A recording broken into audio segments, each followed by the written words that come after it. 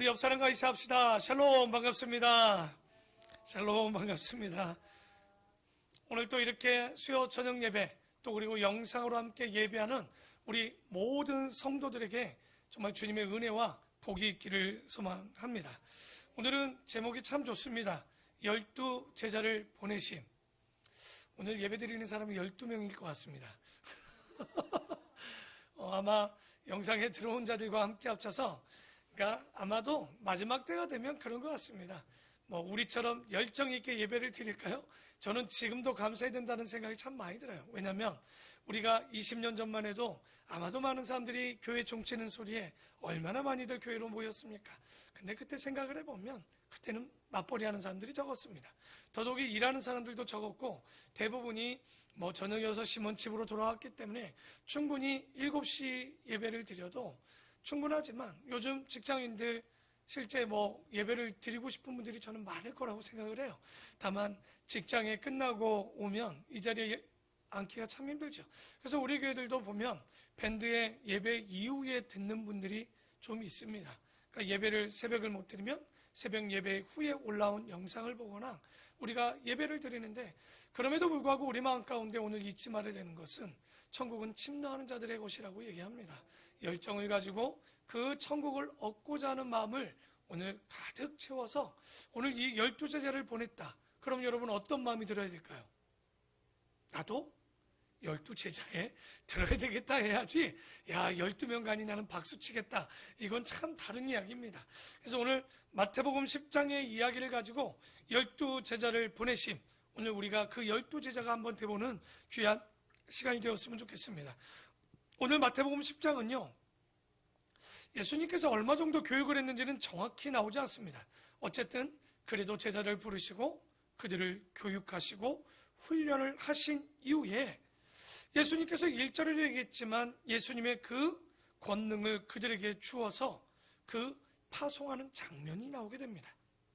아마도 모든 성도가 이 권능을 받지는 못할 겁니다. 하지만 많은 성도가 그대로 그 일들을 또한 해야 될 줄 믿습니다.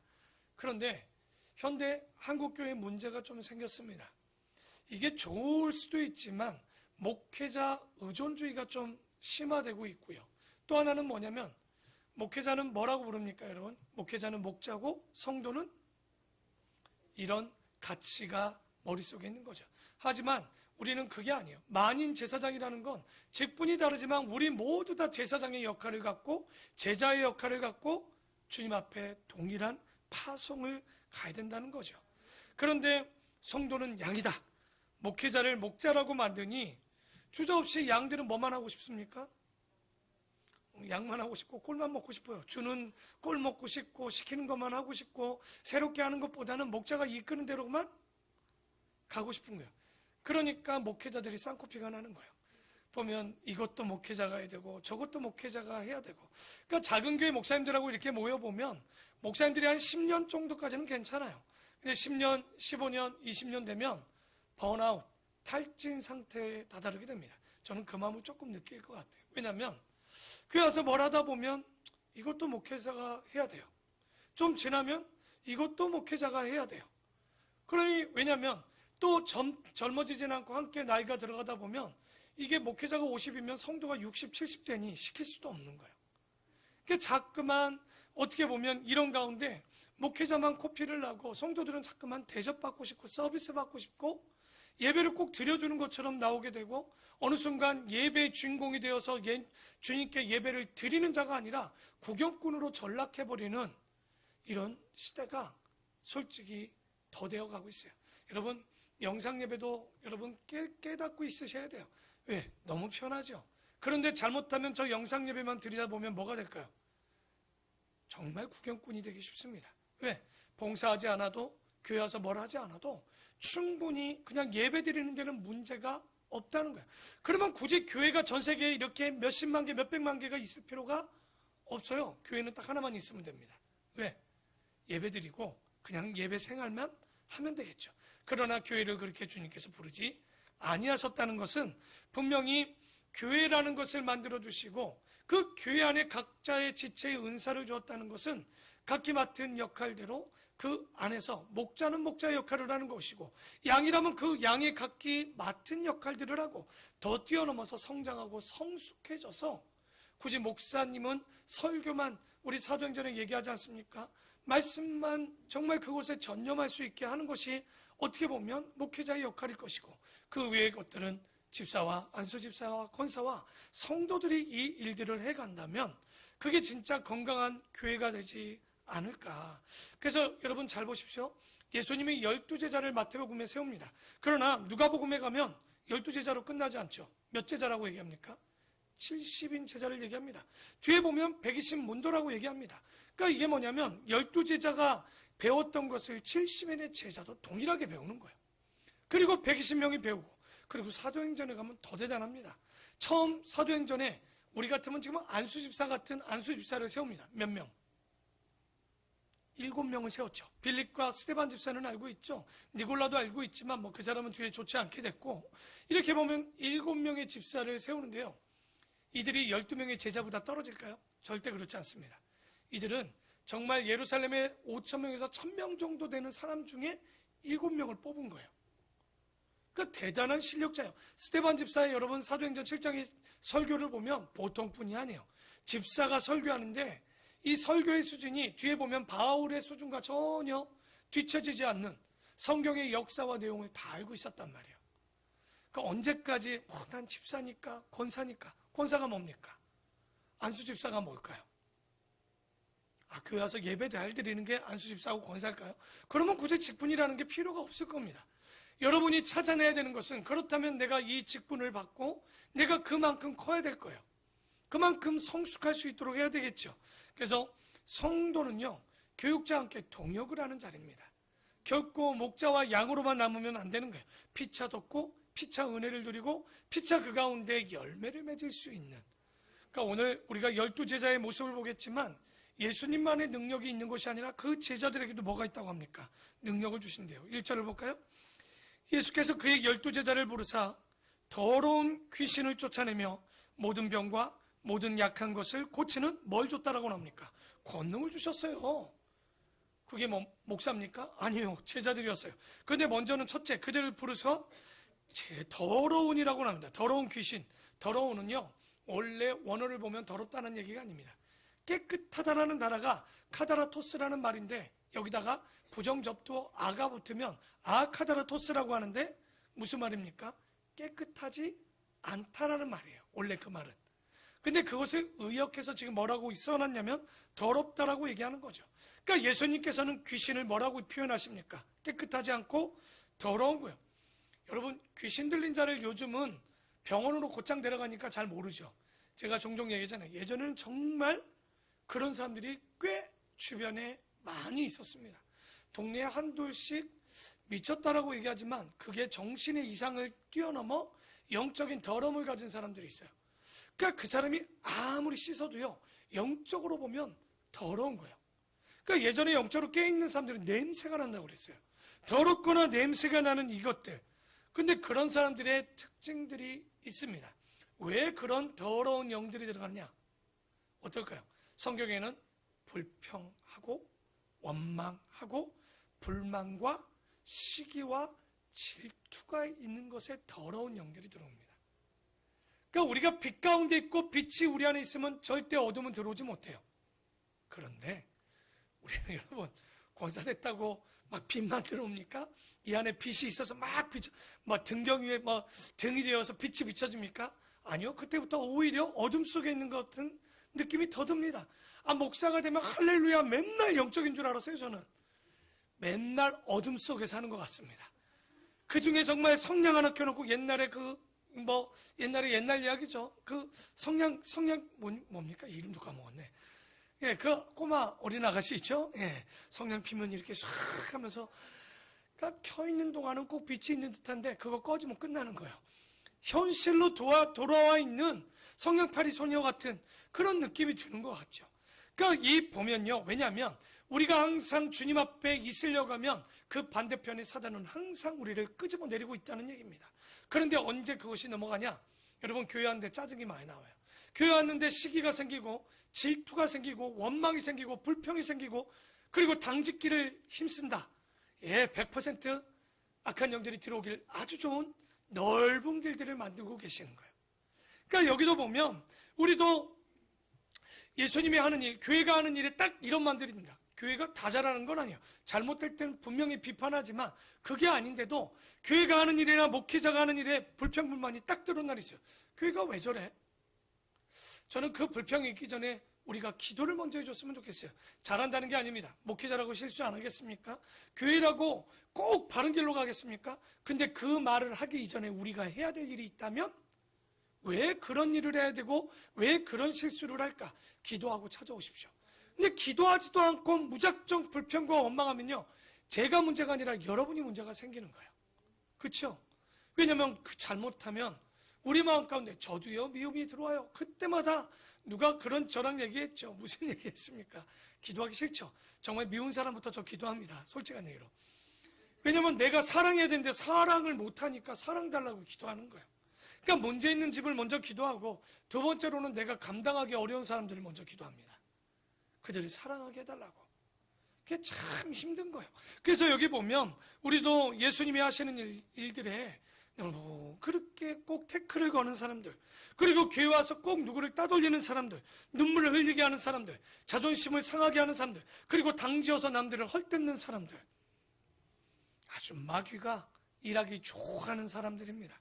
그래서 이런 우리 마음에 미움과 원망이 들어올 때요, 그것을 말로 털지 마십시오. 기도하셔야 됩니다. 그걸 누구에게 전달하는 순간 여러분 같이 그 짓을 하고 있는 거예요. 그러니까 제가 뭐 이런 말을 하면 움찔 어떻게 하셨지? 예, 다 있어요. 이거 여기 아마 없는 분들이 있습니까? 나는 이 말씀 보면 내가 움찔했는데. 왜냐면 그럴 수밖에 없어요. 사람은요 말하고 싶고 원망하고 시기하고 싶은 거예요. 그게 죄성이거든요. 인간의 죄성은 우리가 이성적으로 의지적으로 되지 않아요. 하나님을 의지하지 않으면, 하나님을 따르지 않으면 항상 쓰러지는 거죠. 그래서 2절에 놀라운 건 아마 여기 지금 제가 눈 감고 여러분 12제자 얘기하라면 말할 수 있는 분이 몇 분이나 될까요? 생각보다 외우라고 하지 않으면 잘 몰라요.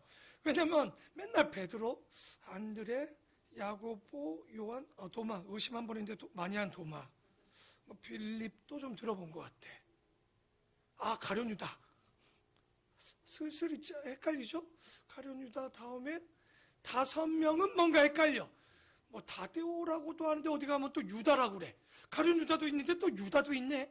그러니까 우리가 보면 제자들 중에 다 두각을 내지 않아요. 참 신기하지 않습니까?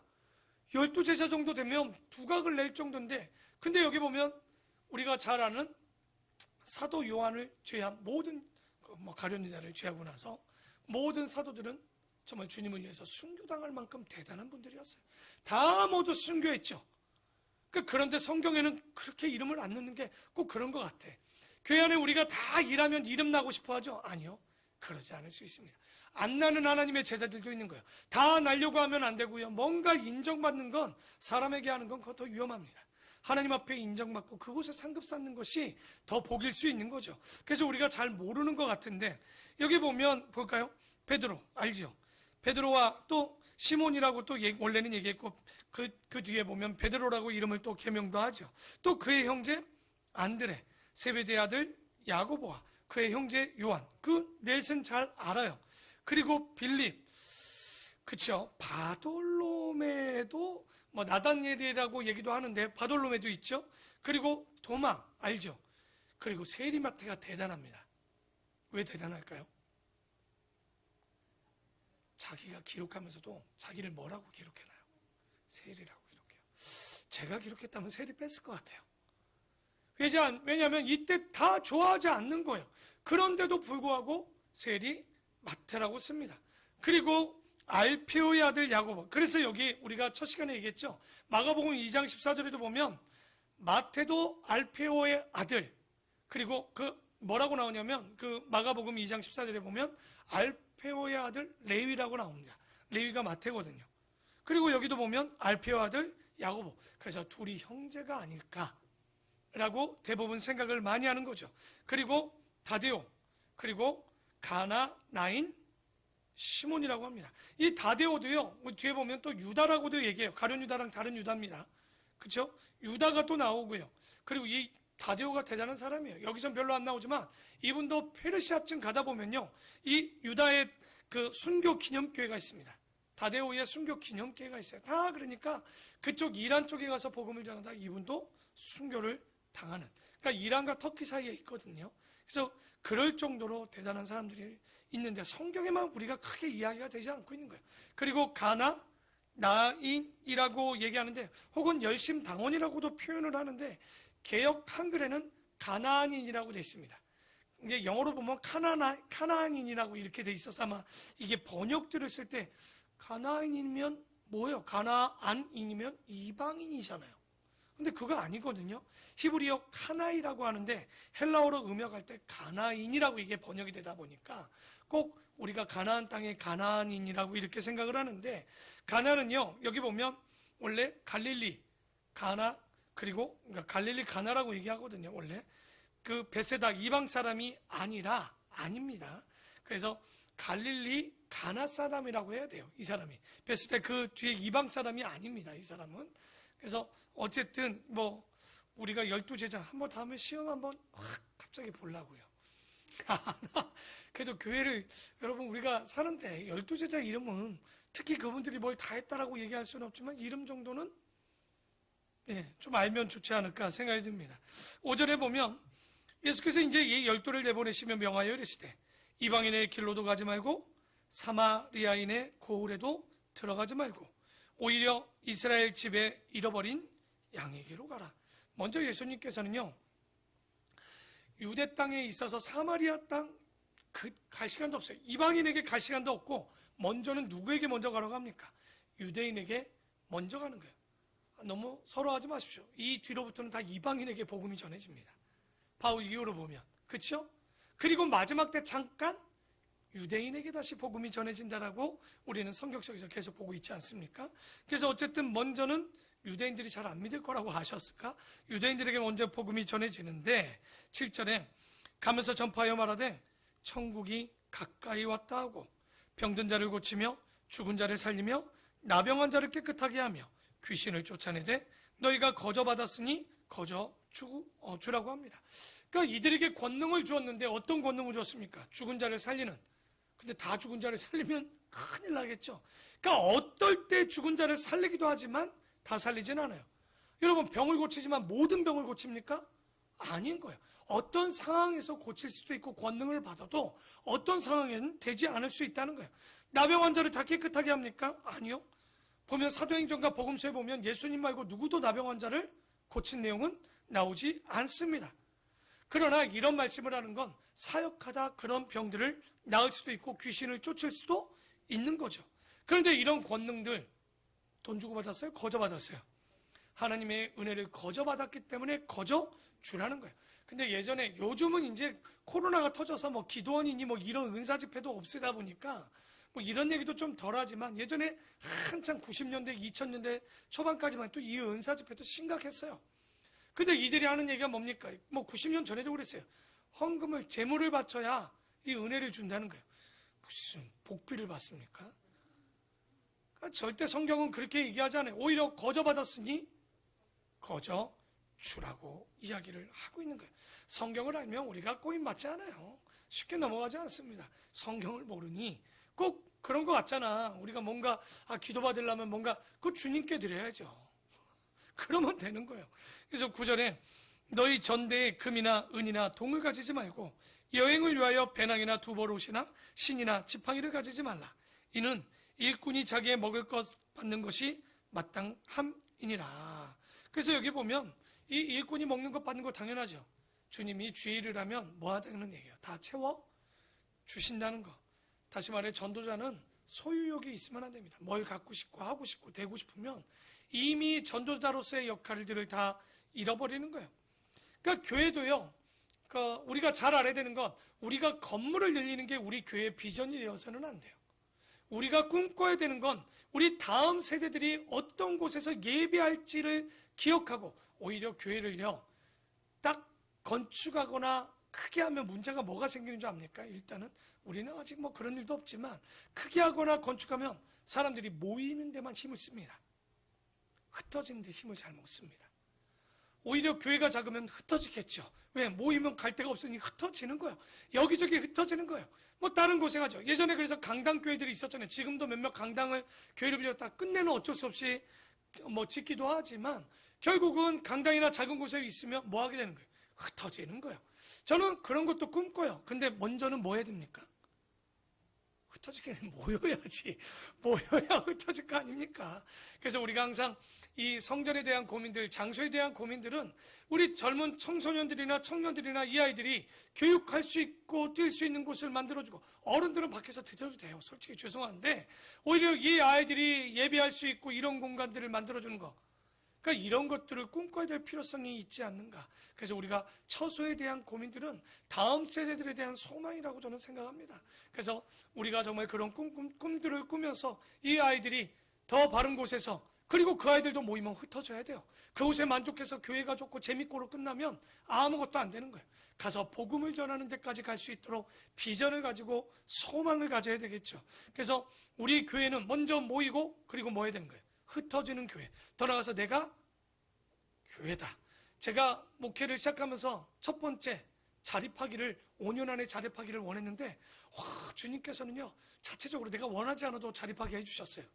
왜? 돕는 걸 다 끊으니까 자립이 그냥 되더라고요. 자립이 됐어요. 두 번째 제가 아름다운 본교를 세우면서 가졌던 마음은 아직도 끊임없습니다. 분교, 교회를 분가해서 좀 하고 싶은 거예요. 그게 바로 저는 흩어지는 교회라고 꿈꿉니다. 우리 교회가 50명씩 띄워줄 수 있는 이 교회, 먼저 모이십시오. 그 모이는 교회가 주일학교도 모여서 흩어지고, 그 모여서 교육받아서 흩어지고, 아마도 우리가 가버나움 같이 선교센터 같은 곳이 돼야 되는 거예요. 교회가 세워져서 계속 어떻게 되는 겁니까? 이런 거 참 잘하는 데가 이단인 거예요. 알고 보면 자기들이 키워가지고 그 안에서 키워서 교회를 세워버리는 거예요. 우린 욕심나서 안 키워요. 그냥 우리 걸로 끝나지만 걔들은, 근데 그것도 문제죠. 지교회랑 분가는 다릅니다. 지교회는 그 뿌리를 두겠지만 우리가 분가하는 건 새롭게 교회가 세워지는 거예요. 그냥 자기들이 세워서 그 교회도 또 뭐 해야 될까요? 분가받았으니 분가시키는 교회가 되면 되지 않을까. 우리가 좀 이런 마음으로 비전을 세우고 다음 세대에 대한 소망을 두고, 우리가 처소에 대한 고민뿐만 아니라 우리 교회가 나가야 되는, 가르치고 배워서 성경 66권 배워서 뭐 하려고요? 아, 좋다. 난 성경을 보면 다 알아. 이거 하려고 66권 배웁니까? 오늘 뭐라고요? 12제자를 보내심이요. 결론은 흩어지는 겁니다. 그래서 여기 보면 이런 말씀을 가지고, 예전에 우리 김금은 선교사님 때문에 저도 고민이 많았어요. 그분이 중국에서 떠나고 난 이후에, 중국에서 둘째 딸 결혼식 나왔는데 공안이 전화 왔잖아요. 야, 결혼 축하한다. 그래서 너무 고맙다 그러니까 뭐라고 했습니까? 이제 들어오지 마라. 침 하나도 안 싸고 나왔는데 둘째 딸 결혼식 나왔는데 들어가지 못하고 거기서 추방당한 거예요. 그러니까 이분이 선교사인 거 다 알고 있었죠. 애들이 하지 말라고 계속 와서 경고했는데도 선교사님이 했기 때문에 추방을 당한 뒤에 그러더라고요. 황 목사님, 제가 그때 이후로 선교사는 가방을 캐리어 2개 이상 두지 않는다고. 떠나라면 바로 떠날 수 있기 때문에 제가 그 뒤로부터 짐 많이 줄였어요. 솔직히. 옷도 환경을 위해서 옷 많이 여러분 사입지 마십시오. 있는 옷 그냥 안 이쁘면 잘라서 소매 여기다 붙이고 막 어쨌든 뭐 해가지고, 여러분 옷 만들수록 환경은 파괴됩니다. 다 태워지고, 그거 잘 아시면 그 얼마나 이 염색하고 이런 데 환경을 다 우리가 다스리고 잘 관리해야 되는데 그러지 못하는 거예요. 패션 너무 하지 마십시오. 그냥 작년 거 입어도 돼요. 조금만 잘라서 반팔 입고 뭐 또 붙여갖고 이어서 입고 그러면 되는 거예요. 우리 교회 그러니까 리폼할 수 있는 사람들 좀 그런 거 배우고 싶으면 그런 걸 배우세요. 옷 리폼할 수 있도록 뭐 작은 사람 크게 해주고 큰 거 더 이쁘게 레이스 달아주고 이러면 되지 않겠습니까? 그러니까 뭐 배우고 싶냐 그러면 나는 그런 거 좀 배웠으면 좋겠어요. 우리 교회 목수들, 그리고 도배, 그리고 리폼, 왠지 압니까? 우리가 어디 가서 아울리치 갔을 때 이렇게 교회를 좀 고쳐주고 이런 것들도 좀 하고, 기술, 설비도 좀 배우고, 그러니까 본인들도 나이 먹어서 이 설비해도 되잖아. 돈도 벌 수 있고. 근데 우리 교회가 묘하게 이런 게 없네. 내가 그래서 목공을 배워야 되나? 그러니까 여러분 나이가 들어서 내가 뭐 할까, 뭐 꽃꽂이 할까 좋기도 하는데, 저는 리폼이나 이런 것들을 해서 교회가 좀 더 성교하게 좋은 것들을 좀 배워서 한다면 얼마나 좋을까? 저는 그런 것들을 좀 꿈꾸고 우리도 꿈꿨으면 좋겠어요. 그래서 9절에 보면 너희 전대에 금이나 은이나 동을 가지지 말고 옷 2벌도 갖지 말라고 얘기합니다. 그러니까 왜 그러겠습니까? 옛날에는요, 오토바이도 굉장히 비싼 거예요. 소금 말고 구에 그것이 집 같고 굉장히 비싼 옷 아닙니까? 그 대신 이 여행자, 전도자는요, 짐을 가볍게 해야 되는 거예요. 우리가 천국 갈 때 짐 무거우면 안 돼요. 이거 놓고 가는데 아까워서 죽으려면 안 되잖아. 그러니까 그 전에 하나님 나라의 교회를 하나 세우든지 선교를 하든지 여러분 그런 꿈을 꿔야 돼. 자식에게 건물을 남겨줘야 되지. 다 헛짓입니다. 그거 줘봐야 자식들 전혀 기억하지 못합니다. 그죠? 다 자기 건 줄 알아요. 그러니까 아닌지 잘 모르겠다. 60 넘으신 부모님들을 만나서 우리 교회 성도님들 만나보면 결혼시키니까 자식들이 어때요? 라고 물어보면 그 뒤에 자식들을 어떻게 키워야 될지를 다 알 거예요. 그러니까 그게 나쁜 게 아니라 분가시키면 이미 그들은 한 가족을 이룬 거예요. 그렇기 때문에 독립을 시켜줘야지 자꾸만 탯줄을 달아놓고 주면 안 돼요. 저는 항상 꿈꾸는 건 20대예요. 딱 대학교 1학년 때까지를 제가 왜냐면 그때까지는 어떻게 해줄 수 있는 것 같은데 2학기부터는 안 될 것 같아요. 그러니까 어쩔 수 없어요. 그러니까 저는 그런 마음을 갖고 항상 기도하고 우리 아이가 더 건강하게 스스로 얼마든지 부모도 독립하고 자녀도 독립하고 그러면 그 아버지는 뭐예요? 주를 위해서 함께 살아가면 되는 거예요. 그게 우리가 해야 돼. 그래서 몸 건강하셔야 돼요. 아프면 안 됩니다. 혈압도 120 이하, 당도 120 이하, 살도 알아서 빼시고. 그러니까 참 이게 중요한 거예요. 건강해야 돼요. 우리가 얼마나 멋지지 않습니까? 나이가 먹어도 슬픈 게 아니에요. 할 일이 너무 많습니다. 우리가. 그래서 몸도 인생도 좀 가볍게 해야 될 필요성이 있고요. 10절에 보면 11절이죠. 맞죠? 11절? 예. 어떤 성이나 마을에 들어가든지 그 중에 합당한 자를 찾아내어 너희가 떠나기까지 거기서 머물라. 그래서 복음을 전하다가 혹간 그 안에서 복음을 우리가 이렇게 받고 한다면 다른 집에서 밥 더 대접한다고 옮기고 그러는 거 아니에요. 그러니까 그곳에서 이런 식으로 이때는 그랬다는 거죠. 전도자가 처음 정한 집에 머물고 그 뒤에는 옮기지 않는 것이 이것이 또 전도자가 행해야 될 도리고 또 그 집에 들어가면 평안하기를 빌라. 간단히 그 가정을 위해서 빌 것이고 또 그 집이 이에 합당하면 너희 빈 평안이 거기 임할 것이요 만일 그 집에 합당하지 아니하면 그 평안이 너희에게 돌아올 것이니라. 누구든지 너희를 영접하지도 아니하고 너희 말을 듣지도 아니하거든 그 집이나 성에서 나가 너희 발에 먼지를 떨어버리라. 뭐 하는 겁니까 이게? 우리랑 정서가 안 맞지만 이 중동 지역에서는요 관계를 끊을 때 하는 행동이 이겁니다. 발에 먼지를 털어버리는 거예요. 너랑 우리 같으면 퇴퇴퇴하고 떠나죠. 얘네들은 발에 신발에 먼지를 털고 끊어버리는 거예요. 왜냐하면 그 집에 평안을 빌었는데도 평안을 받지 않으면 더 이상 얘기할 것도 없는 거예요. 딱 떠나는 거죠. 그리고 내가 진실로 너희에게 이르노니 심판날에 소돔과 고모라 땅이 그 성보다 견디기 쉬우리라. 그래서 전도자의 권세가 대단합니다. 그러니까 복음을 가지고 찾아왔는데 영접하지 않는다. 그러면 그 마을과 도시가 어떤 운명을 맞이할 것인가. 그러니까 우리가 복음을 들었을 때 여러분 두려워하지 마십시오. 그들이 안 받아도 그것은 자기들 그릇이에요. 우리가 이 좋은 걸 주는데 안 받는다. 끝입니다. 뭐 고민하지 않습니다. 그것에 어떻게 하지? 아니요. 우리는 뿌릴 뿐이에요. 거두시는 분은 주님이시죠. 그래서 16절에 보라 내가 너희를 보냄이 16절은 다 같이 한번 읽어보겠습니다. 시작.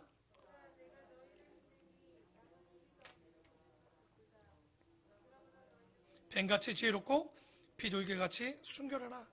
그러니까 주님의 마음이 여기 나와요. 예수님께서 제자들을 보낼 때 마음이 편치 않았던 거예요. 착한 양을 누구 때, 이리 때, 늑대 때 가운데 보낸 것처럼 마음이 안쓰러운 거예요. 그러니까 그들에게 얘기하는 게 뭡니까? 너 뱀처럼 지혜롭고 그리고 양처럼 순결할 수 있도록 비둘기같이 순결할 수 있도록 행동하라는 거죠. 그래서 성경을 쭉 보면 절대 예수 믿고 만사 형통 없습니다. 핍박은 당연한 거예요. 오히려 내 이름 때문에 모든 사람에게 예수님이 뭐라고 그래요? 모든 미움을 당할 것이라고 이야기하고 있습니다. 다만 못된 짓하고 미움받는 건 아닙니다. 이 이야기는 복음 전하다 미움도 좀 당해보셔야 돼요, 여러분. 그러니까 미움받을까 싶어서 입도 안 여는 분들이 있습니다. 좋은 사람들한테만 복음을 전할 것이 아니라 이 사람에 전하면 안 될 것 같은 사람들에게 전화보내세요. 근데 황당하게 그들 입에서 어떤 이야기도 많이 나온 줄 압니까? 당신이 나한테 복음 전하라고 처음 얘기한 사람이라고. 왜 그런 얘기를 할까요? 그 사람의 성격이 좀 그래 보니까 누구도 전하지 않았던 거죠. 근데 오히려 그 사람은 나에게 교회 가자라고 예수 믿으라는 얘기를 좀 듣고 싶었던 사람들도 생각보다 복음 전하다 보면 꽤 있습니다. 그래서 그들에게 우리 교회로 와가 복음 전하는 거 아닙니다. 예수를 믿고 예수 안에 있으라는 이야기를 그들에게 먼저 전해야 되는 거예요. 그렇죠. 복음을 전하는 게 먼저지. 우리 교회에 와 이러면요 저라도 싫을 것 같아요. 아니 여러 집에 있어요, 음식점이. 그런데 뭐라고 얘기해요, 여러분? 우리 집에 와요. 그런 집은 안 가고 싶더라고. 나는 음식점 쭉 있을 때 한번 보시고 오세요. 그러면 왠지 모르게 저 집은 가고 싶어. 그런 거 있지 않습니까? 그러니까 우리는 모든 복음을 전하는 자들이지, 우리 교회 전도, 죄송해요, 그래야 교회가 좀 크기는 할 텐데, 근데 저는 그게 우선이라고 생각하지 않습니다. 먼저는 복음을 전하는 것이 우리가 해야 되는 일. 그렇게 전하다 보면 네 교회는 뭘 그런데 이렇게 복음을 전하고 니들 교회에 오라고 하지 않냐. 정 그렇게 하면 다음 주에 한번 와보라고. 좀 이렇게 좀 당당히 좀 전해보면 얼마나 좋을까 저는 싶습니다. 그래야 우리가 어디 가서 두려워할 것이 아니라 누구에게나 복음을 전할 수 있는 사람들, 그런데 미련한 것 같지만 듣지 않는 사람들이 미련한 거죠. 그리고 그래야 교회가 성장하고 성숙할 수 있는 거예요.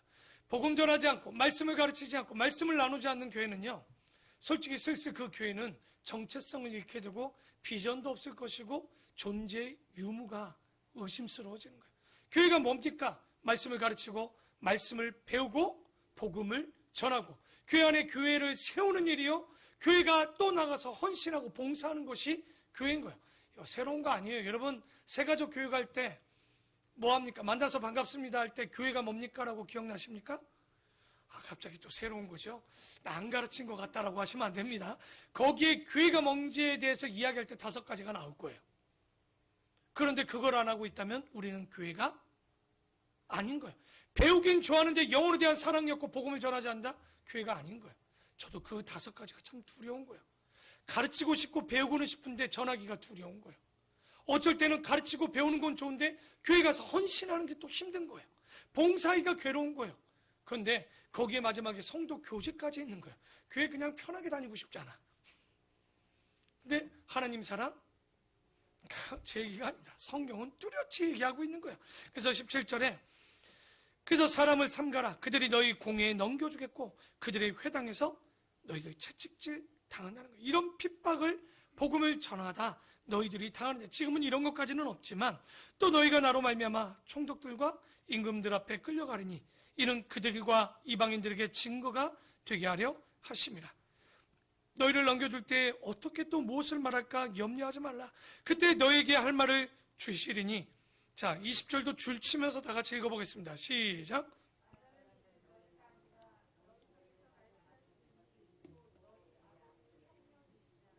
여러분 복음 전할 때 종종 그런 분들이 있어요. 내가 말주변이 없는데 여러분이 말하면 이미 끝난 겁니다. 우리의 말을 주님께서, 성령께서 뭐 하신다는 거예요? 대신 말씀해 준다는 거예요. 여러분 찾아가시고 전하십시오. 그러면 분명히 성령님께서 일하실 거예요. 내가 이런 지혜가 있었나? 내가 이런 말을 할 수 있는가? 아니요, 더듬어도 그 복음은 전해집니다. 왜? 너무 똘똘하면 또 안 가고 싶어요. 그러니까 하나님께서는 상황에 따라 너희가 말하는 이는 너희가 아니라 너희 속에 말씀하시는 이 곧 너희 아버지 누구라고요? 성령이시라는 거예요. 그래서 장차 형제가 형제를, 아버지가 자식을 죽는 데에 내주며 자식들이 부모를 대적하여 죽게 하리라. 그래서 예수 믿고 복음 전하면 만사형통 없습니다. 만사형통 있다고 그건 거짓 선지자가 전하는 거예요. 절대 예수 믿고 형통하지 않습니다. 여러분 죄송한데요, 그렇게 전하지 마세요. 그래서 예수 믿고 형통하지 않으면 따지는 거 아니에요. 나 병 낫는다고 온 줄 알고 왔는데 병 안 낫고, 사업이 잘 된다고 하는데 왔는데 사업이 안 되지면 어떡할 거예요? 근데 오히려 그것이 복인데 어떡할 거예요?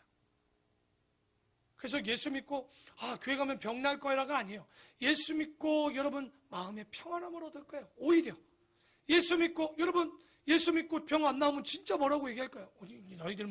너희 목사야 능력 없는 것 같아. 기도받아도 별일 없더라. 야, 나는 한마디밖에 못하잖아요. 네 믿음대로 될지어다. 그러니까 보면 그런 게 아닌 거예요. 복음을 전할 때 이 복음을 전해야 되겠죠. 22절에 또 너희가 내 이름으로 말미암아 모든 사람에게 미움을 받을 것이나 끝까지 견디는 자는 구원을 얻게 되겠지. 그래서 믿음을 가지고 전하다 보면 형제를 잃어버릴 때도 있고요, 친구를 잃어버릴 때도 있고요, 부모를 잃어버릴 때도 있어요. 그러니까 진짜 그게 잃어버리는 것처럼 배우지만 그것이 그 집안의 살리는 길의 시작점이라는 걸 잊지 마십시오. 자꾸만 내가 부모님께 효를 해야 되기 때문에 믿음을 못 갖겠대요. 여러분, 다 죽는데 한 사람이 생명의 길을 열어서 생명의 길로 끌고 오는 게 맞는 거지, 온 집안 다 죽여놓고 자기 혼자 생명의 길로 가는 게 맞을까요? 세상은 그렇게 보여질 거예요. 하지만 그게 아닌 겁니다. 힘든 것이 있고 어려울수록 더 강력한 믿음을 주실 것이고, 독한 마음이, 독한 믿음이 있을 때 우리에게 더 단단한 담력을 주실 거예요. 그러니까 요즘은 그런 게 없어요. 예수 믿는데 핍박도 없을 뿐더러 어려움이 없으니 그냥 믿고 싶으면 믿고 나 평안하면 안 와요, 교회. 솔직히 요즘 그래요. 교회 뭐 여기만 있습니까? 뭐 수도 없는 교회 가면 되고, 인터넷에 말씀을 얼마나 잘 전하는 목사님들이 너무 많더라고요. 저도 이렇게 산무식 하나씩 듣거든요. 야, 이분들은 저 지혜가 어디서 저렇게 나올까? 나는 우리 성도님들한테 참 감사한 마음이 있어요. 참 이게 하나님께서 정말 우리 교회를 통해서 일하실 일이 있어서 이곳에 있기 때문에 제가 함께 목회를 하지만, 얼마나 뛰어난 목사님들도 많이 있겠습니까? 하지만 우리가 해야 될 일들, 우리 아름다운 본교회가 또 해야 될 일들이 있으니까 여러분이 여기에 있을 텐데, 자 23절, 자 보십시오. 이 동네에서 너희를 박해하거든 줄 치셔야 되겠네요. 이것도 왜? 어디서 일하다 핍박받으면 분명히 전에는 뭐 받으라고 그랬어요 지금. 근데 또 이 말은 저 동네로 피하래요. 그래서 성경을 구절로 한 절로 보면 안 되는 거예요. 이 얘기는 뭡니까? 핍박 받을 땐 받아야 되는 것이고, 피할 땐 그 때가 아니면 종종 가서 여기다 뼈를 묻을 것이 있고요, 뼈를 묻지 않아야 될 때가 있습니다. 왜냐면 바울도 보여 정말 뼈를 묻어야 된다고 하면 고린도 교회에서도요 그 송사가 일어났거든요. 고린도 교회. 그러면 거기다 뼈를 묻어야 되는데 피하잖아요. 에베소 교회 가서 또 뭐라고 했습니까? 사람이 만든 것은 신이 아니다. 아담이 신전 앞에서 그 소리를 했으니 얼마나 소요가 일어났습니까? 근데 제자들이 피하게 하잖아요. 안 그랬으면 그냥 뼈를 묻어야죠. 곧 그 얘기는 목숨이 두려워서가 아니라 핍박 받아야 될 때가 있고 피해야 될 때가 있는 거예요. 다만 이 분별이 헷갈리는 거죠. 그래서 정확히 우리가 이 말씀, 떠날 때가 될 때는 떠나야 되는 것이지만 또 남아야 될 때는 남아야 된다는 걸 잘 분별하고 그것들을 해야 되겠죠. 그리고 약간 난제가 23절에 있는데, 그게 뭐냐면, 내가 진실로 너에게 이르노니 이스라엘의 모든 동네를 다 다니지 못하여서 인자가 오신대요. 뭐요? 오신다? 이게 무슨 말일까요? 피하리라 하더니 이제 다 다니기 전에 또 오신대요. 헬라의 원어를 보면 오리라란 말이 엘코마입니다. 이게 영어 컴하고 비슷해요. 와라, 오다도 되지만 가다도 돼요.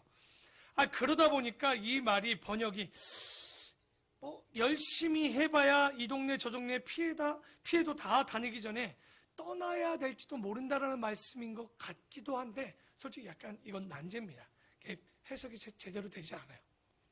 그러니까 주님이 다 하기 전에 인자가 오리라는 말인지, 내가 이렇게 열심히 다 전해도 안 되니 떠나겠다라는 말인지는 잘 모르는, 그러니까 신약에는요 구약과 다르게 난제가 좀 있습니다. 제가 얘기했죠. 신약보다 어디가 어렵다고. 정확히 보면 구약보다 신약이 어려우니까 이게 해석이 좀 안 되는 부분들이 있습니다. 이것도 난제로 두는 게 맞기도 해요.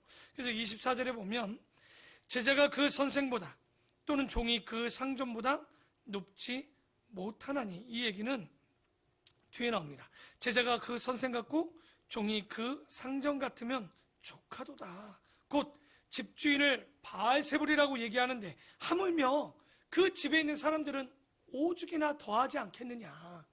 그러니까 여러분, 이 말씀에 보면 우리가 예수님 힘들다 하잖아요. 목회 힘들다. 저도 그런 말 힘들다 하지만 예수님의 고난과 고통을 비교하면 힘들다는 얘기 할 수가 없네요. 그러니까 여기는 예수님이 당하는 고난에 비하면 그 집에 있는 고난 힘들다 할 수도 있지만 그거 비교할 바가 아닌 거죠. 그러니까 저도 목회자로서 있지만 우리 교인들이 이렇게 저를 대접해 줄 때 보면 내가 뭐라고, 우리 예수님 어디 갔을 때 이렇게 대접해 주는 데가 몇이나 있었나. 세리나 과부나 없는 집에서 난 대접을 받았지, 있는 곳에 가면 돌이나 안 맞았으면 다행이지. 그런 것들을 생각해 보면 우리가 참 하나님 앞에 고난이나 고통당하는 것을 너무 괴로울 것 없다. 우리 예수님이 정말 종이나 스승만큼 대우받으면 되지, 그거보다 더 대우받으려고 하면 안 되는 거예요.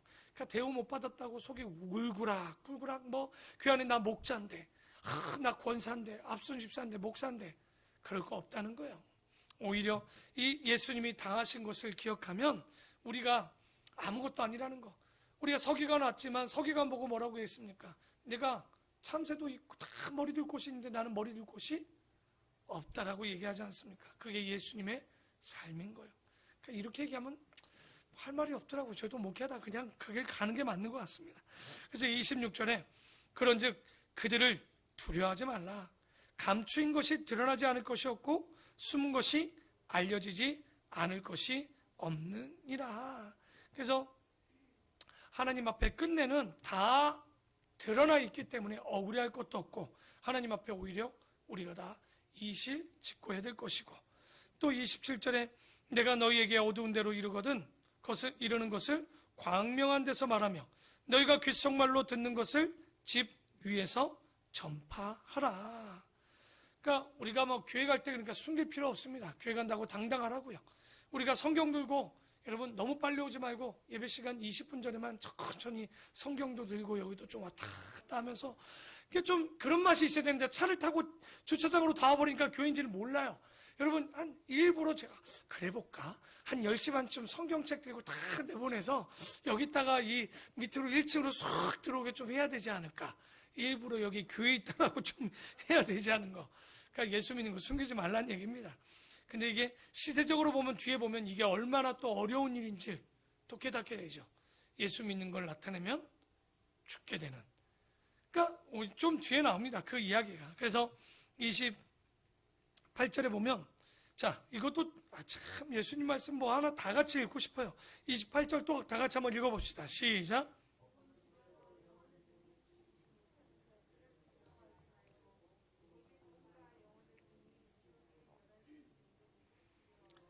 그러니까 어디 가서 가방끈이 길다, 학자다, 아무리 알아봐야 헛개비입니다. 우리는 창세부터 요한계시록까지 아는 사람이에요. 아무리 그들이 공부를 많이 했다고 해도 우리처럼 세상 공부보다 더 많이 공부하는 사람들이 어디 있습니까? 아마 어디 가면 여러분 대학원 다니냐고 묻지 않아요? 여러분처럼 공부하면? 제가 아마 수요 예배 드리는 정도의 수준이면 성경책이 좀 그런, 이번에 임직자들 중에 좀 좋은 성경 받은 분들이 있더라고요. 열심히 기록하시고 공부하시고 가르치십시오. 그거 써놓고 기뻐하면 아무것도 아닙니다. 그걸 나누는 거예요. 함께 말씀을, 우리 한번 창세기 한번 같이 공부해보자. 모르는 걸 좀 물어보자. 그리고 이걸 좀 모르는 사람들에게 창세기를 한번 또 가르쳐 주기도 하고, 좀 이런 역사가 좀 있어야 되겠죠. 그래서 우리 주님 참 대단한 거예요. 그러니 세상을 두려워할 것 하나도 없고, 너무 죽을까 싶어서 두려워하지 말라. 우리의 몸은 죽여도 뭐를 못하는 거예요. 영을 죽일 수 없어요. 절대로. 그러니 두려울 게 없죠. 참새 2마리가 한 아사리온에 팔리지 않느냐? 그러나 너희 아버지께서 허락하지 아니하시면 그 하나도 땅에 떨어지지 아니하리라. 너희에게는 머리털까지 다 세신 바가 되었나니. 우리가 머리털이 몇 개예요? 오늘도 세면 내일 아침 빠져요. 대머리는 셀 것도 없겠지만 어쨌든 매일 새도 빠지는데, 그러니 우리의 머리털 하나도 다 세시는데 뭐 할 필요 없다? 두려워하지 말라. 두려워하지 말라. 너희는 많은 참새보다 귀하니라. 누구든지 사람 앞에서 나를 시인하면 나도 하늘에 계신 내 아버지 앞에서 그를 시인할 것이요, 누구든지 사람 앞에서 나를 부인하면 나도 하늘에 계신 내 아버지 앞에서 그를 부인하리라. 여러분, 이렇게까지 말했는데 놀라운 건 베드로가 닭 울기 전에 몇 번을 부인합니까? 그 집 여종에게 뭐라 합니까? 이 여자여, 내가 그를 알지 못하느니라. 참, 이 예수님도 베드로가 나 모른다고 했을 때 뭐라고 하면 끝장납니까? 이 말씀 여러분, 나도 너 모른다. 지금 그렇게 얘기하셨잖아요. 누구든지 사람들 앞에서 시인하면 나도 하나님 앞에서 너를 시인하겠지만, 누구든지 사람들 앞에서 부인하면 나도 하나님 앞에서 너를. 베드로는 은혜를 입은 거예요. 이 큰 은혜를. 그러니까 참 우리가 얼마나 큰 사랑을 받는지는 모르겠지만, 여러분 어디 가서 우리도 주님을 부인하는 일들이 너무 많으면 안 되겠죠. 그러니까 우리가 살 만큼 살아서 목에 칼이 들어오면 그럴 수 있지만 젊은 사람들은 쉽지 않을 거예요. 하지만 그럼에도 불구하고 우리가 예수를 주라 시인할 수 있는 건 성령이 아니고서는 주라 시인할 수 없습니다. 여러분의 의지로 될 수 있는 게 아니에요.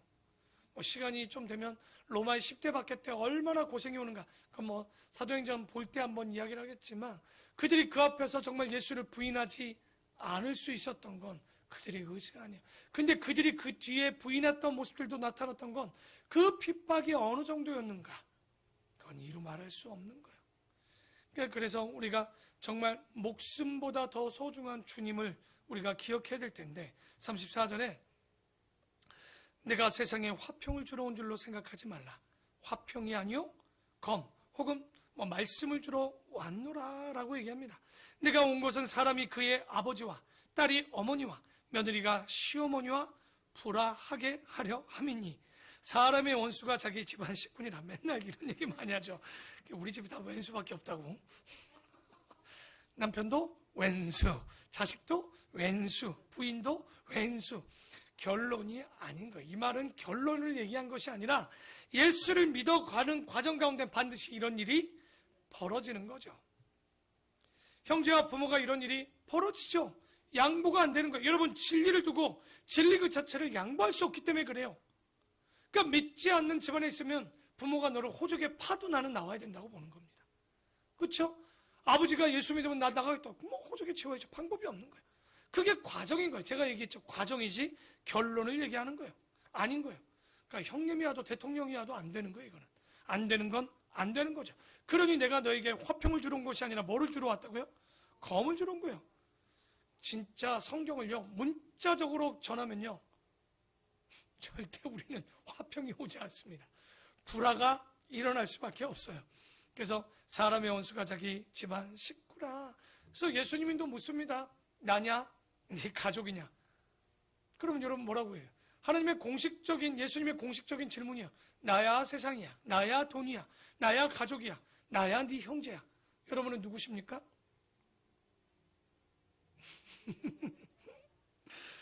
그러니까 아무리 날 낳아주고 길어줘도요 진리 앞에서는 우리가 양보할 수 없는 거예요. 그런데 그게 쉽냐? 안 되는 거예요. 그런데 어떻게 이게 가능하냐? 그게 38절입니다. 자, 이것도 또 읽을 거예요. 시작.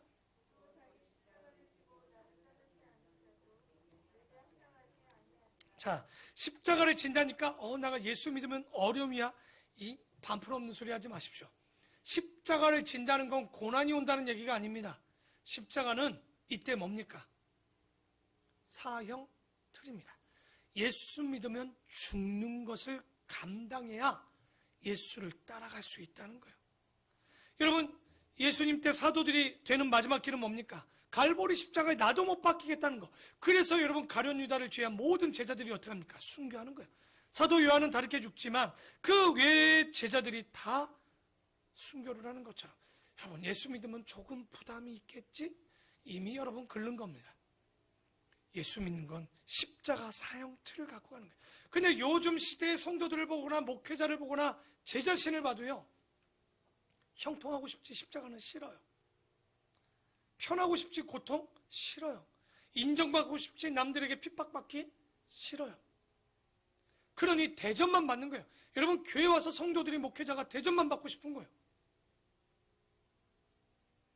주님은 십자가를 지라고 얘기합니다. 나를 따르려거든 다른 것이 아니라 자기 십자가를 지고 나를 따르지 않는 자도 내게 합당하지 않는다라고 얘기합니다.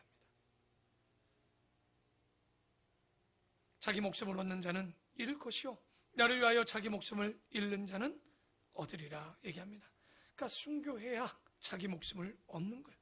그러니까 그 당시, 지금도 우리에게도 이렇게 얘기하지만 그런 우리는 환경이 안 되지만 그 당시 잘못 제자가 되면 뭐 하는 겁니까? 그 당시 예수를 믿으면 어떻게 되는 거예요? 그런데 살기 위해 피하면 나는 제자가 될 수 없다라고 얘기하는 거예요. 그러니까 예수를 따르라 하는데 못 쫓죠. 목숨을 내려놓는데 여러분 부자 청년 기억나시죠? 어떻게 합니까? 다 따랐대. 너 물질 다 주고 나 따르라니까 어떻게 합니까? 안 되는 거예요. 베드로고 제자들은 어떻게 했습니까? 생명을 따를 수가 없었어요. 하지만 예수의 십자가 이후에 다시 부활한 이후에 그들은 정확히 알았던 거예요. 우리는 죽지만 다시 살 수 있다는 거예요. 우리는 이미도 그들을 보고 있었고 역사로 봤고 성경으로 지금도 보고 있는데 믿지를 못하는 거죠. 이거 정말 이 정신이, 원래 이런 정신을 가져야 사람들이 10장 1절의 권위는 다 갖고 싶어. 근데 이 권위를 가지려면 오늘 39절과 36, 7절의 말씀, 그리고 38절, 39절을 가져야 1절의 말씀을 갖고 있는데, 우린 참 대단한 능력을 가졌죠. 내게 능력 주시는 자에서 모든 것을 할 수 있어. 엉뚱한 능력은 다 갖고 싶은데 뭐 하는 거야? 십자가는 지고 싶지 않아요. 왜 지금 그리스도인들에게 능력이 나타나지 않을까요? 왜 복음의 능력이 없을까요? 간단합니다. 죽지 않습니다. 복음 전하기를 두려워합니다. 아직도 나는 살고 주는 살아있지 않기 때문에, 내가 죽어야 죽어 살 텐데 나밖에 없는 거죠. 그러니 권능도 권위도 능력도 은사도 아무것도 없어요. 사랑도 없어요. 뭐 있는 게 뭘까요? 40절에 너희를 영접하는 자는 나를 영접하는 것이요 나를 영접하는 자는 나를 보내시는 이를 영접하는 것이라. 그러니까 사도를 영접하는 건 예수를 영접한다는 거. 그러니까 그 안에 사도를 영접해야 곧 복음을 전하는 메신저들의 말씀을 받아들여야 성령도 예수도 내 안에 들어오는 것 아니냐. 선지자의 이름으로 선지자를 영접하는 자는 선지자의 상을 받을 것이요 의인의 이름으로 의인을 영접하는 자는 의인의 상을 받을 것이요 또 누구든지 제자의 이름으로 이 작은 자 중 하나에게 냉수 한 그릇이라도 주는 자는 내가 진실로 너희에게 이르노니 그 사람이 결탄코 상을 잃지 아니하니라. 제가 다시 묻죠. 하나님 사랑? 정확히 얘기합니다. 내가 하나님을 사랑하는데 이웃을 사랑하지 못한다? 여러분, 사랑 없는 거예요. 그래서 복이 없는 거예요. 아니, 내가 감당할 수 있는 사람 지금 감당하라고 얘기합니까? 그거 얘기하는 거 아니에요. 어렵고 힘든 사람 감당했을 때 그 사랑을 갖는 거예요. 이런 원리를 줘도 버거운이 받지를 못하는 거죠. 여러분, 그래서 여기 보면 선교요, 한번 볼까요? 전도자가 하는 일에 여러분 얼마만큼 우리가 동참하고 있을까요? 선교회를 하면은요, 우리 교회도 선교를 3군데 하고 있죠. 더 해야 되는 거예요. 근데 제가 갖는 원칙은 좀 더 우리가 더 드릴 수 있고 그분들이 어느 정도 할 수 있을 만큼 드리자 주인데, 솔직히 지금 우리의 선교금은요, 제가 별로 얘기 안 하죠. 들어온 만큼 그대로 나가니 더 못하는 거예요. 더 하고 싶어도 딱 들어온 만큼. 뭐 적다면 적고 많다면 많은 거예요. 세 곳의 선교와 그리고 선교 게스트하우스도 우리는 또 선교를 또 그곳을 또 운영을 해야 되는 거예요. 그러니까 4곳을 지금 운영을 하고 있지만 뭐 1년에 많게 하면 1,000만 원 아니면 뭐 그 정도예요. 뭐 많다고 할 수도 있고 적다고 할 수도 있어요. 하지만 뭐 어쨌든 우리 교회에 들어오는 헌금의 10분의 1은 선교는 하고 있어요. 조금 더 하고 싶지만 그게 지금 한계점에 지금 다다르고 있는 거죠. 왜? 뭐 선교 헌금을 해야 선교를 하죠. 제가 강단에서 선교 헌금 얘기는 잘 안 합니다. 헌금 얘기 잘 안 하죠. 그런데 우리가 알아야 되는 거, 오늘 때가 되니까 참 희한하죠. 이거 주일날 딱 맞아야 되는데 희한하게 또 이게 수요일이야. 그게 주님의 뜻이겠죠. 뭐냐면 선교할 때 뭐라고 얘기합니까? 가든지 보내든지. 내가 못 가면 보내야 되고, 내가 보내지 못하면 내가 가야 되는 거고, 뭐가 돼야 되는 것 아닙니까? 여러분, 솔직한 얘기로 1년 내 선교헌금요 안 내는 분들이 있습니다. 상관없죠. 해야 되는지를 또 안 배워서 그런 분도 있다고 저는 생각을 해요. 그러면 누가 선교를 하는 걸까요? 누가 도대체 건축을 하고, 누가 구제를 하고, 누가 뭐하를 하는 걸까요? 항상 모든 교회는요 20% 30%의 사람들이 교회를 이끌어가는 거지 70%는 솔직하게로 그냥 구경하고 있는 거예요. 여러분, 우리가 선교한다라고 하면, 왜냐면 제 복이 아니에요. 교회 복 아니에요. 뭐 하나만 안 하는 거죠 뭐. 그러나 42절에 뭐라고 합니까? 너희에게 이르노니 그 사람이 결탄코 상을 선교하는 자들에게 뭐라고 그래요? 잃지 않을 것이라고 얘기하고 있지요. 크다라고, 이건 많다는 얘기입니다. 우리가 너희에게 이런 것들을 할 때 크다라고 얘기를 또 합니다. 잃지도 않지만 우리에게 상이 많다라고 얘기하고 있는 거예요.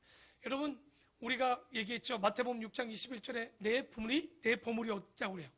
내 보물이 있는 곳에, 그곳에는 내 마음이 있다라고 얘기하죠. 정말 여러분, 그곳에 보물이 있는 곳이 되려면 마음을 주어야 되는 거예요. 그래서 우리가 매일마다 우리가 6장 볼 때 그 얘기했죠. 어디다 상급을 쌓아야 될까? 이 땅입니까? 하늘입니까? 하늘의 상급을 쌓는다는 거. 근데 분명한 건 뭐냐면 이 땅에 내 것을 위해서 쓰는 것은 마이너스고요. 하늘의 나라를 위해서 쓰는 것은 다 플러스 요인으로 남을 수밖에 없는 거예요. 여러분, 우리가 오늘 뭐 수요일이지만 저도 항상 기도해요. 하나님, 내가 더 선교할 수 있는 선교헌금할 수 있고 어떻게든 도울 수 있는 교회와 내가 될 수 있게 해달라고.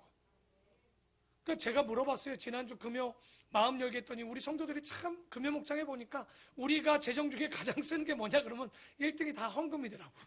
답은 안 했지만 그렇잖아요. 여러분 용돈, 여러분의 옷 사는 돈에 돈을 많이 씁니까? 아닐걸요. 저나 여러분이나 아마 이 예배 드리는 사람들이 보면 8, 90이 저도 다 헌금이에요. 그거 왜 우리가 뭘 쓰겠습니까? 근데 또 뿌듯한 거예요. 좋아요. 그냥 그런 거 있잖아요. 내가 하나님 앞에 썼다. 그러니까 주님이 플러스 해주겠지. 근데 역시나 주님은 마이너스가 없습니다. 정말 우리가 오늘 이 말씀에 누구든지 제자 이름 그 어린 제자들에게 혹은 소자에게 냉수 한 그릇은 결탄코 그들에게 대접할 때 상을 잃지 않을 것이다. 그러니까 담임 목사한테 선교하지 마십시오. 정말 우리가 교회와 이 하나님 나라와 이런 곳에 선교할 수 있도록 우리가 열심히 일할 때 이 아름다운 봉교회가 누구보다도 11조 잘 가르쳐야 돼요. 헌금 생활 보면 저희 교회도 이제 10년 지나면 달라질 거예요. 왜? 나이 드신 분들이 헌금을 할 줄 아는 거지 젊은 사람들이 그렇게 헌금을 잘하지는 않아요. 그거 배우셔야 되는 거예요. 가르쳐줘야 되는 거예요. 왜? 이 교회가 바르게 선교할 수 있으려면 재정도 건강히 쓸 줄 알아야 되고 선교할 수도 있을 줄도 알아야 되는 거예요. 우리가 이 말씀을 붙잡고 정말 우리 아름다운 봉교회가 선교하는 거, 그리고 우리 다음 세대를 위해서 기도하고 처소를 위해서 기도하는 거, 그리고 거기서 끝나면 교회가 건강하지 않습니다. 그 다음에 뭐예요? 키워서 교회를 세우는 일에 만들어야 되는 거예요. 우리 아이들이 자라서 뭐 하겠습니까? 여기 의사도 나와야 돼요. 이 안에 목수도 나와야 돼요. 이 안에 정말 기술자도 나오고 똑똑한 아이들이 나와야 돼요. 청년들이 나와야 돼요. 나이 먹어서 비실비실해갖고 부모의 탯줄에 붙어 있어갖고 이거 어떻게 하실 겁니까? 그거 누구 탓일까요? 자녀 탓일까요? 죄송합니다. 저도 자녀를 키우고 있지만 다 부모 탓입니다. 정말 어려운 거예요. 자녀를 키우는 것은 너무 어려운 거예요. 왜? 이 아이가 하나님의 자녀고 청지기로서 자녀를 키우고 있다면 잘 키우셔야 됩니다. 내 거라고 키우시면 잘못 키우게 돼 있습니다. 하나님의 것, 이 아이들이 세상에 얼마만큼, 저는 오병이어의 역사가 이 아이들과 청년들과 우리 교회를 통해서 12광주리가 남고도 몇 명을 먹이는 거예요. 5,000명을 먹이는 교회. 다시 오랜만에 할까요? 돈 벌어서? 공부해서? 학생들 큰 목소리 다시 한번 할게요. 다시 한번. 어른들은 돈 벌어서? 우리 학생들은 공부해서? 왜 김민영 강사님만 남들난가요? 왜냐하면 우리가 이런 마음을 갖고 교회가 교회에 멈추지 마시고 흩어지는 교회로서 더 선교하는 교회로서 우리가 재정에 목숨 바치지 말고 장소에 매이는 자들이 아니라 교회도 정말 이 아이들이 더 열심히 배울 수 있는 공간을 만들고, 하지만 거기에 멈추면 끝납니다. 비전은 이 아이들이 배워서 나가서 더 큰 교회를 세우고 교회가 더 큰 나라를 또 이런 영향력을 끼우칠 수 있는 교회. 그런데 거기에 누가 될 수 있느냐? 이 말씀을 받는 자, 십자가를 지는 자, 그 말씀에 순종하는 자, 바로 그것이 여러분인 줄 저는 믿습니다. 그 말씀대로 순종하는 우리 귀한 성도들이 되기를 축원합니다. 기도하겠습니다.